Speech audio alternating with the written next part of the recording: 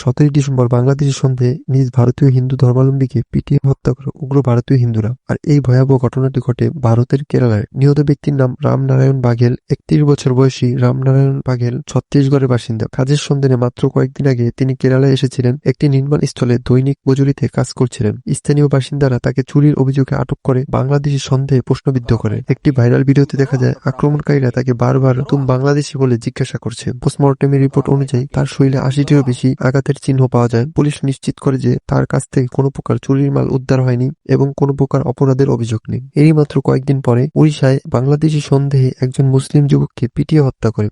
নিহতের বয়স 19 থেকে 20 বছর। তিনি পশ্চিমবঙ্গের মুর্শিদাবাদ জেলার সুতি অঞ্চলের বাসিন্দা। কাজের সন্ধানে মাত্র 5 দিন আগেই তিনি ওড়িশায় গিয়েছিলেন। নির্মাণ শ্রমিক হিসেবে কাজ করছিলেন। স্থানীয় একদল লোক তাকে এবং তাদের কর্মীদেরকে বাংলাদেশে আখ্যা দিয়ে আধার কার্ড দেখতে চায়। পরিবার ও সহকর্মীদের অভিযোগ, তারা আধার কার্ড দেখাতে গেলে তাদের উপর হামলা শুরু হয়। 2 জন সহকর্মী গুরুতর আহত হয়। জুয়েল রানা নিহত হন। ওড়িশা পুলিশ 6 জনকে গ্রেপ্তার করে এবং ঘটনাকে সাধারণ বিবাদ বলে দাবি করে। বিজেপি নেতা বিধায়ক শুভেন্দু অধিকারী বলেন, ইসরায়েল গাজাকে যে শিক্ষা দিয়েছিল, ভারতের উচিত ভারতের মুসলমানদেরকে সেই রকম শিক্ষা দেওয়া। আর এই সমস্ত উস্কানিমূলক বক্তব্য যা প্রকাশ্য ভারত থেকে মুসলিম নিধনের আহ্বান। सबक सिखाना चाहिए। जैसे इजराइल सिखाया गाजा में, उस तरीके से हमारी भारत की 100 करोड़ हिंदू, देश का हिंदू हित में चल रहा है सरकार, सबक सिखाना चाहिए।